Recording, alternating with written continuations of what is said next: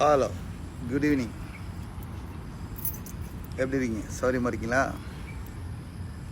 I hope so. ஆமாம், இன்றைக்கி கொஞ்சம் மென்டல் ஸ்ட்ரெஸ்ஸாக இருந்துச்சு. அதனால் கொஞ்சம் ஓய்வு எடுத்துக்கலான்ட்டு எம்சிஏ போட்டேன், டாக்டரை பார்த்து.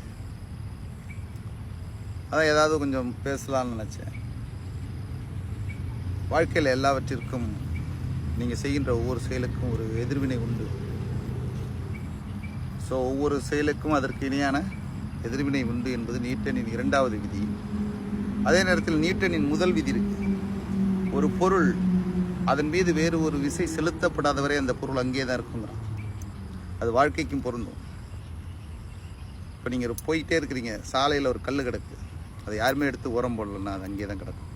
அது மாதிரி வாழ்க்கையில் நாம் சந்திக்கின்ற தவறான மனிதர்கள், தவறான நடவடிக்கைகளுக்கு எதிராக நம்ம எதையுமே செய்யாமல் பணிஞ்சு போகிறோம்னு வச்சுங்க, அவன் அந்த இடத்திலே இருப்பான். அவனை யார் திருத்துவது? என் வாழ்க்கையின் முதல் குறிக்கோள், யார் நம்மளிடம் தவறு செய்தாலும் அவனுக்கு பாடம் எடுக்க வேண்டும் என்பதுதான். பணம் சம்பாதிக்க வேண்டும் என்பது எனது நோக்கம் அல்ல.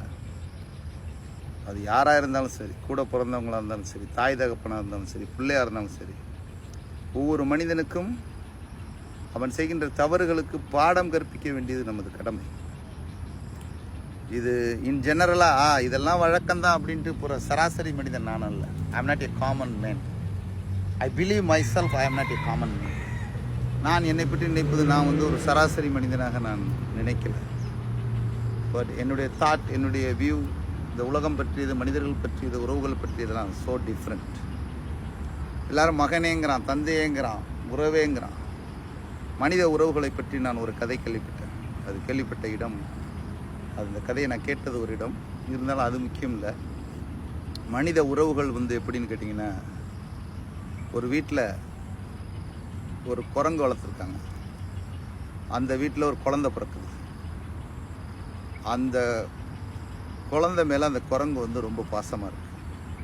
யாரையும் கிட்ட நெருங்க விடாது. ரொம்ப பாசமாக, அன்பாக இருக்குது.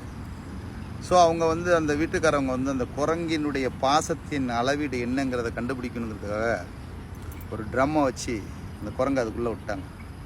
அப்புறம் ஒரு ஓசை வச்சு தண்ணீர் விட்டாங்க. அந்த தண்ணீர் விட தண்ணீரை விட்டுட்டு அது கையில் அந்த குழந்தைய கொடுத்தாங்க. தண்ணீர் வர வர வர குழந்தைய அந்த குரங்கு மேலே தூக்கிட்டே வருது. ஒரு எல்லை வரை அந்த தண்ணீர், அதனுடைய மூக்கு வரைக்கும் இந்த தண்ணீர் வரும்போது கை ரெண்டுலேயும் தூக்கி குழந்தைய மேலே பிடிச்சிக்கிச்சு. தண்ணீர் மூக்குக்குள்ளே போகும்போது அந்த குழந்தைய தண்ணிக்குள்ளே போட்டுட்டு குரங்கு தவிரிச்சு. மனித உறவுகள் என்பது அப்படித்தான். தன்னை பாதிக்காதவரை எல்லோரும் உறவு தான். நண்பன் தான், அண்ணன் தான், தம்பி தான், தந்தை தான், தகப்பன் தான், மகன் தான். யாரையும் ஒரு பாதிப்பு வரும் பொழுது அந்த உறவின் மீது வெறுப்பும் சலிப்பும் விடுகிறது. அதனால் நான் என்ன சொல்கின்றேன்னா, சுயம் என்பது முக்கியம்.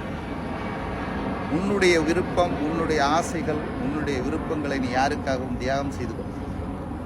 ஸோ உன்னை நீ முதலில் திருப்திப்படுத்திக்கொள். இதுதான் என்னுடைய சிந்தனை. நன்றி.